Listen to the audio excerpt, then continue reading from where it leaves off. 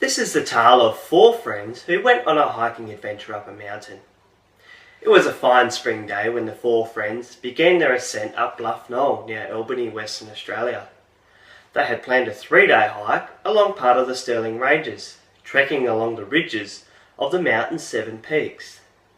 Their first challenge was climbing up over 100 steps to the top of the first peak, where they were rewarded with a grand view.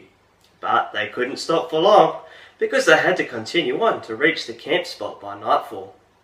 After a windy night camping in their tents, the hikers were on their way again, following small trails, jumping over babbling streams and taking in the beauty of the surrounding countryside.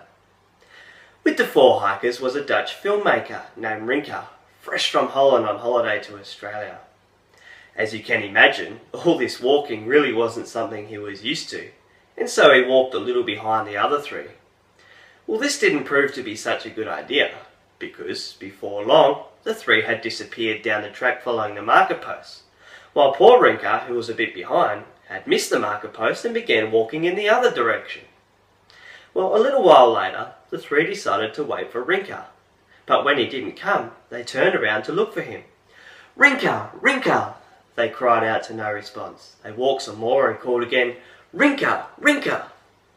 Then they heard a faint little, "I'm here!" and a puffing, panting Rinka climbed up the slope he had just climbed down.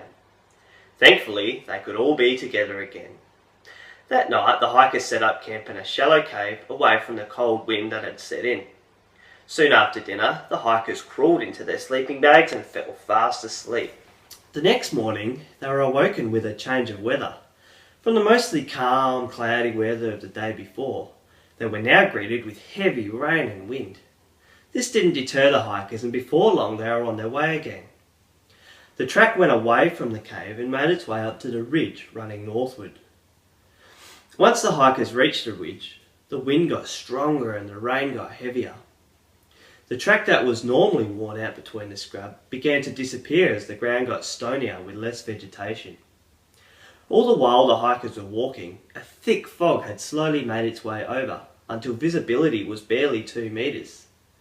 This left the hikers in a helpless situation. No track to follow, a thick fog prevailing and pouring rain. They wandered around in the fog looking for any trace of a track. They checked and rechecked their map, but that proved futile because they had no reference points to go by. They walked and looked and walked and looked some more, but nothing changed, not the weather nor their hopeless situation. This went on for what seemed like an hour, when suddenly all the four boys looked up from the map. The clouds parted and the sun shone on the path ahead, the same path that led to where they were standing on. They were amazed and filled with awe as they continued along the way, and when they looked back where they had been, they realised that they had come very close to a steep rock face where they were trying to find their way in the fog.